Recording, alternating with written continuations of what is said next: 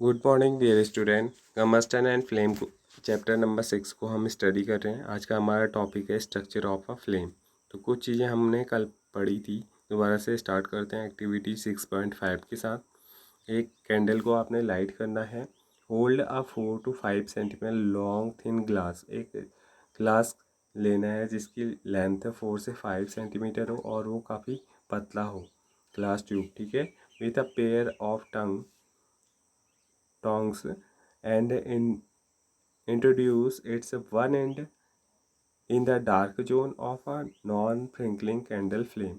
तो इसको हमने क्या करना है, इस ग्लास ट्यूब को हमने ले जाना है कैंडल के पास और उसका एक एंड जो होना चाहिए वो कहाँ होना चाहिए, डार्क जोन की ओर, जहाँ पर कैंडल की फ्लेम ना हो।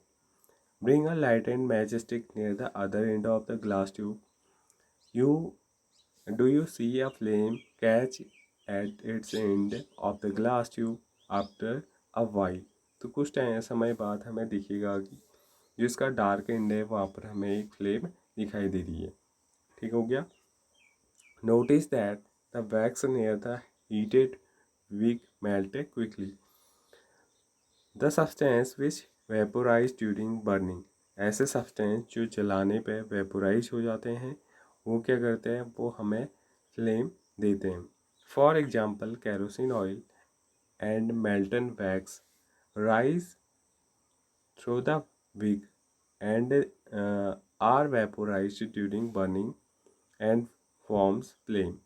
तो जैसे एग्जांपल के तौर पर अगर हम देखें केरोसिन ऑयल का जब हम यूज़ करते हैं या फिर मेल्टन वैक्स का जब हम यूज़ करते हैं तो वेपोराइजिंग के दौरान जब वो उसे बर्न किया जाता है उससे क्या होता है, फ्लेम का फॉर्मेशन होता है। Charcoal on the other hand do not vaporise and so does not produce a flame. तो दूसरी साइड अगर हम बात करें चारकोल की, तो चारकोल क्योंकि वेपोराइज नहीं होता है तो वो बर्निंग के टाइम पे फ्लेम का प्रोडक्शन नहीं करते हैं। In activity 6.5 could the vaporise vapours of wax coming out of the glass tube be the cause of the flame produced. तो क्या यहाँ पर जो एक्टिविटी की गई है वहाँ पर जो फ्लेम हमें दिखाई दे रहा है वो वेपोराइजेशन की वजह से हो रहा है। इसके बाद नेक्स्ट है a circular black string is form on the glass plate और स्लाइड।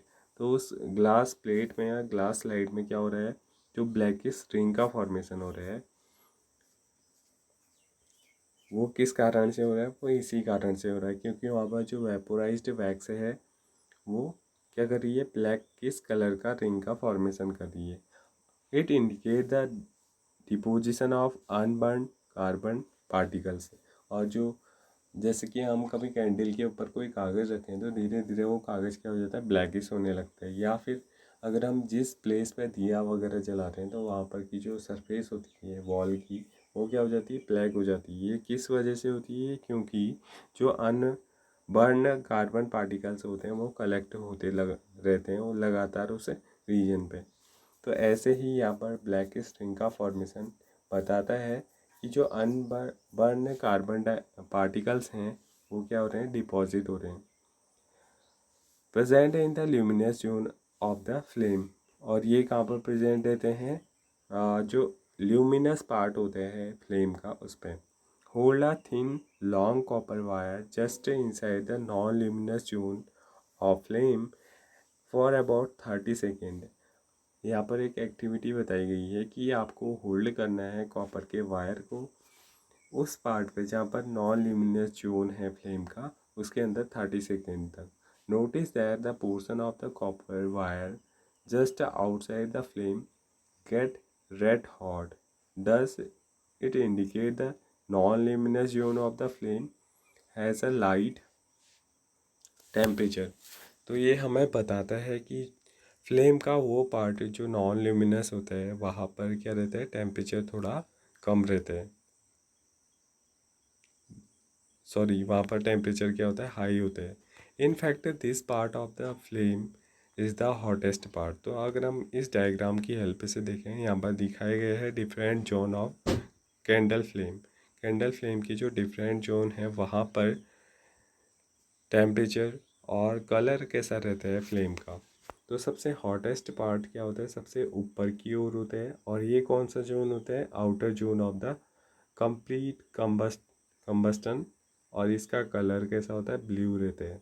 सबसे ऊपर का जो पार्ट होता है आपका फ्लेम का, वो सबसे हॉटेस्ट होता है। इसके बाद मैंडेटरी हॉट वाला रीजन मिडिल रीजन होता है, जिसको middle zone of partial combustion, यहाँ पर जो पार्टिकल्स होते हैं वो पार्शली क्या हो रहे होते हैं, बर्न हो रहे होते हैं, तो इसका कलर थोड़ा येलो रहता है।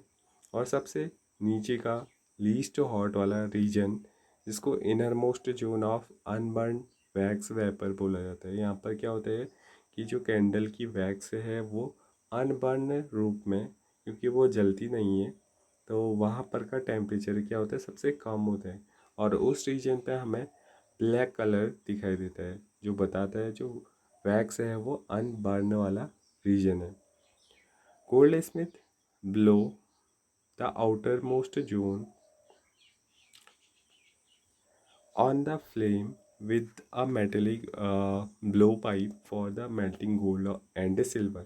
तो जो सुनार वगैरह होते हैं वो क्या करते हैं, इस आउटर मोस्ट जोन का यूज़ करते हैं फ्लेम का, किस चीज़ के लिए, metallic blow with the help of metallic blow pipe. एक उनके पास एक ऐसा पाइप होता है जिसकी हेल्प से वो फ्लेम को डालते हैं गोल्ड और सिल्वर की ऊपर, और इससे क्या होता है ये जो गोल्ड और सिल्वर हैं ये मेल्ट हो जाते हैं। Why do they use the outer most zone of the flame, वो सबसे आउटर मोस्ट जोन का यूज़ क्यों करते हैं, क्योंकि अभी हमने पढ़ा जो सबसे आउटर मोस्ट जोन होता है वो सबसे हॉटेस्ट पार्ट होता है किसका, एक फ्लेम का। तो इस पार्ट्स का अगर हम यूज़ करेंगे किसी चीज़ को मेल्ट करने में, तो वो चीज़ क्या होगी, आसानी से और जल्दी जल्दी क्या हो जाएगी, मेल्ट हो जाएगी। तो यहाँ पर आपको एक टेबल भी दी गई है, types of fuel, solid fuel, liquid fuel और गैसियस फ्यूल कौन कौन से होते हैं, इनको आपने नोट करना है इस बुक में। तो सबसे पहले है आपका next topic, what is a fuel. Fuel क्या होता है, recall that the source of heat energy for domestic and industrial purpose are mainly wood, charcoal, petrol, kerosene etc। तो अगर हम रिसोर्सेज ऑफ हीट एनर्जी का को सोचें, उसके बारे में याद करने की कोशिश करें, तो जो भी डोमेस्टिक या फिर इंडस्ट्रियल पर्पस के लिए हम फ्यूल यूज़ करते हैं उसमें मेनली हम क्या यूज़ करते हैं, वुड का, लकड़ी का, चारकोल का, पेट्रोल, केरोसिन का हम यूज़ फ्यूल के रूप में करते हैं। These substances are called fuels, क्योंकि इनसे हमें क्या मिलती है, हीट एनर्जी, या फिर वर्क करने के लिए हमें एनर्जी मिलती है, तो इसको हम फ्यूल बोलते हैं। A good fuel is one which is readily available. तो एक अच्छा फ्यूल कौन सा है, वो फ्यूल है जो हमें रेडिली अवेलेबल है, पूरी तरीके से तैयार रूप में हमें मिलता है। इट इज़ चीप, जो सस्ता होता है। It burn easily in air, it at a moderate rate, और वो एक उचित दर के साथ इजीली एयर में बर्न हो सके। It produce a large amount of heat, वो ज़्यादा अमाउंट में हीट एनर्जी को प्रोड्यूस करे। It does not leave behind any undesirable substance, और वो अपने पीछे ऐसे सब्सटेंसेस को ना छोड़ के जाए जो हमें डिज़ायरेबल नहीं है। तो ये आपका आज का लेक्चर है, इससे आगे हम नेक्स्ट वीडियो में पढ़ेंगे। Thank you.